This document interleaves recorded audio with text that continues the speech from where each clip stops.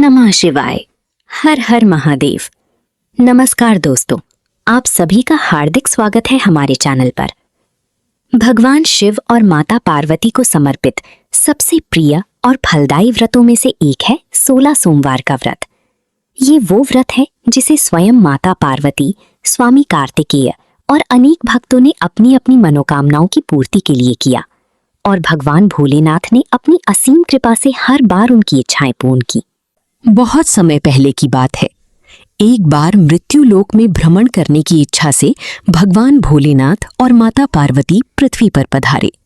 भ्रमण करते करते वे विदर्भ देश की अमरावती नामक अत्यंत रमणीक नगरी में पहुंचे, जो स्वर्ग के समान सभी सुखों से परिपूर्ण थी। वहां के महाराजा द्वारा बनवाया गया एक भव्य शिव मंदिर भी था। भगवान शंकर और माता पार्वती उसी मंदिर में निवास करने लगे। एक दिन माता पार्वती ने भगवान भोलेनाथ को प्रसन्नचित्त देखकर कहा, हे महाराज, आज हम दोनों चौसर खेलें। शिवजी ने सहर्ष स्वीकृति दी और खेल आरंभ हुआ। ठीक उसी समय मंदिर का पुजारी वहां पूजा करने आया। माता पार्वती ने उत्सुकतावश पुजारी से पूछा, पुजारी जी बताइए, इस बाजी में हम दोनों में से किसकी जीत होगी? पुजारी ने बिना सोचे समझे तुरंत उत्तर दिया, महादेव जी की जीत होगी। परंतु कुछ ही देर में बाजी समाप्त हुई और विजय माता पार्वती की हुई। ये देखकर पार्वती जी अत्यंत क्रोधित हो उठी और असत्य भाषण के अपराध में पुजारी को श्राप देने के लिए उद्यत हो गईं। भगवान भोलेनाथ ने माता को बहुत समझाने का प्रयास किया, परंतु क्रोधवश माता पार्वती ने पुजारी को कोढ़ी हो जाने का श्राप दे ही दिया। शीघ्र ही पुजारी के शरीर में कोढ़ रोग उत्पन्न हो गया और वो अत्यंत पीड़ा और दुख में जीवन व्यतीत करने लगा। बहुत समय पश्चात एक दिन देवलोक की अप्सराएं शिवजी की पूजा हेतु उसी मंदिर में पधारीं। पुजारी की दयनीय अवस्था देखकर उन्हें अत्यंत करुणा हुई और उन्होंने उसके कष्ट का कारण पूछा। पुजारी ने बिना संकोच अपनी संपूर्ण व्यथा उन्हें बता दी। अप्सराओं ने कहा, हे पुजारी, अधिक दुखी मत हो, तुम श्रद्धा भाव से 16 सोमवार का व्रत करो। भगवान भोलेनाथ स्वयं तुम्हारा ये कष्ट दूर कर देंगे। पुजारी ने विनम्रतापूर्वक इस व्रत की संपूर्ण विधि पूछी। अप्सराओं ने विस्तार से समझाया, प्रत्येक सोमवार को स्वच्छ वस्त्र धारण करके भक्ति भाव से व्रत करो। संध्या समय पूजा उपासना के पश्चात आधा सेर गेहूं का आटा लेकर उसके 3 भाग बनाओ। घी, गुड़, दीप, नैवेद्य, बेलपत्र, जनेऊ, जूड़ा, चंदन, अक्षत और पुष्प से प्रदोष काल में भगवान शिव की विधिवत पूजा करो। इसके पश्चात उन 3 भागों में से एक भाग शिवजी को अर्पित करो और शेष 2 भागों को प्रसाद मानकर उपस्थित लोगों में बांट दो तथा स्वयं भी ग्रहण करो। इस प्रकार 16 सोमवार तक व्रत का पालन करो। 17वें सोमवार को 5 सेर पवित्र गेहूं के आटे की बाटी बनाकर उसमें घी गुड़ मिलाकर चूरमा तैयार करो। भगवान भोलेनाथ को भोग लगाकर भक्तों में वितरित करो और अंत में परिवार सहित प्रसाद ग्रहण करो। ऐसा करने से भगवान शिव की कृपा से समस्त मनोकामनाएं पूर्ण होती हैं। ये कहकर अप्सराएं स्वर्गलोक को लौट गईं। पुजारी ने पूर्ण श्रद्धा और विधि पूर्वक ये व्रत संपन्न किया और भगवान शिव की कृपा से वो रोग मुक्त होकर पुनः सुखी जीवन व्यतीत करने लगा। कुछ समय पश्चात भगवान शिव और माता पार्वती पुनः उसी मंदिर में पधारे। पुजारी को स्वस्थ और निरोग देखकर माता पार्वती ने आश्चर्यचकित होकर इसका कारण पूछा। पुजारी ने संपूर्ण 16 सोमवार व्रत की कथा सुनाई। ये सुनकर माता पार्वती अत्यंत प्रसन्न हुई और स्वयं भी इस व्रत को विधि पूर्वक संपन्न किया।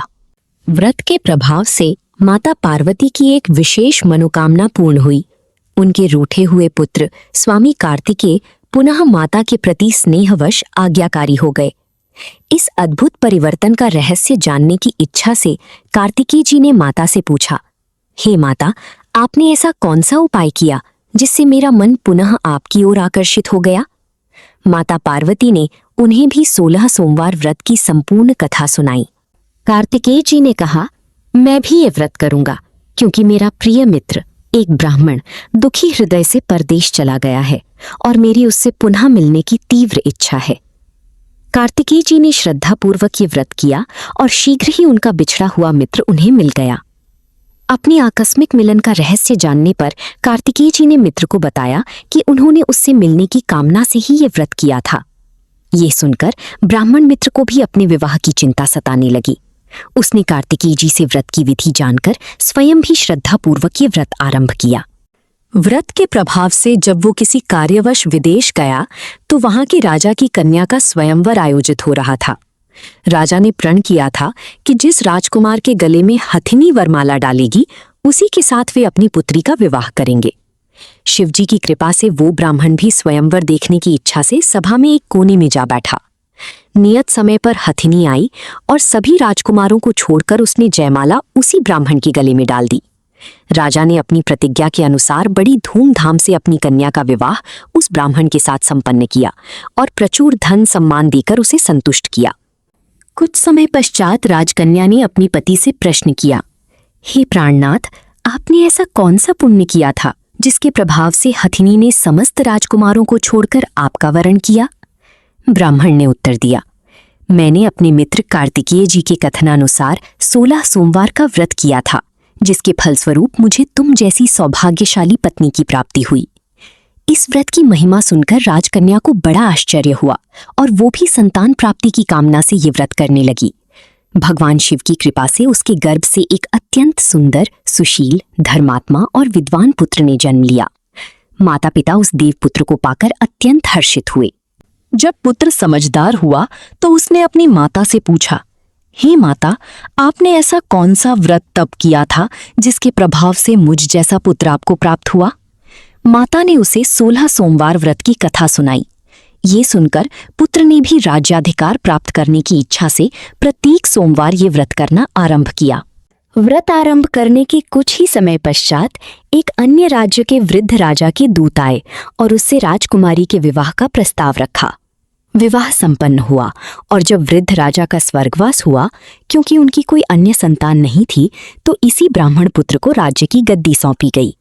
राजा बनने के पश्चात भी वो श्रद्धापूर्वक 16 सोमवार व्रत करता रहा।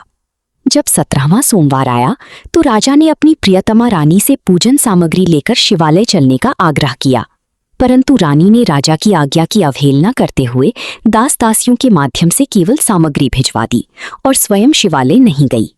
जब राजा ने शिवजी का विधिवत पूजन संपन्न किया तो अकस्मात आकाशवाणी हुई, हे राजा, अपनी इस रानी को राजमहल से निकाल दो, अन्यथा ये तुम्हारा सर्वनाश कर देगी। ये सुनकर राजा आश्चर्यचकित रह गया। उसने अपने मंत्रियों और सभासदों को बुलाकर ये आकाशवाणी सुनाई। सभी हतप्रभ रह गए, क्योंकि जिस रानी के कारण राजा को राज्य प्राप्त हुआ था उसी को निकालने की बात हो रही थी। परंतु प्रभु की आज्ञा मानकर राजा ने विवश होकर अपनी रानी को राजमहल से निष्कासित कर दिया। दुखी हृदय से भाग्य को कोसती हुई रानी बिना किसी वस्त्र वैभव के राज्य से बाहर निकल गई। मार्ग में उसे भूख प्यास ने अत्यंत व्याकुल कर दिया। वह एक वृद्धा के पास पहुंची जो सूत बेचने का कार्य करती थी। दयार्द्र होकर वृद्धा ने रानी के सिर पर सूत की गठरी रखकर उसे बाजार भेजा, परंतु मार्ग में भीषण आंधी आई और गठरी उड़ गई। इससे क्रोधित होकर वृद्धा ने भी रानी को अपने से दूर कर दिया। इसके पश्चात रानी एक तेली के घर पहुंची तो शिवजी के प्रकोप के कारण उसके स्पर्श मात्र से तेली के सभी मिट्टी के बर्तन चटक कर टूट गए। तेली ने भी उसे भगा दिया। दुखी मन से रानी एक नदी के तट पर पहुंची तो नदी का समस्त जल सूख गया। तत्पश्चात वह एक घनी जंगल में पहुंची जहां एक सरोवर था। ज्यों ही उसने उस जल का स्पर्श किया, वह जल असंख्य कीड़ों से भरकर दूषित हो गया। किसी वृक्ष की छाया में विश्राम करने का प्रयास करती तो उस वृक्ष के पत्ते तुरंत मुरझाकर गिर पड़ते। वन, सरोवर और वृक्षों की इस विचित्र दशा को देखकर गौ चराने वाले ग्वालों ने अपने गुरु, जो उस जंगल के मंदिर के पुजारी अर्थात गोसाई जी थे, उन्हें ये बात बताई।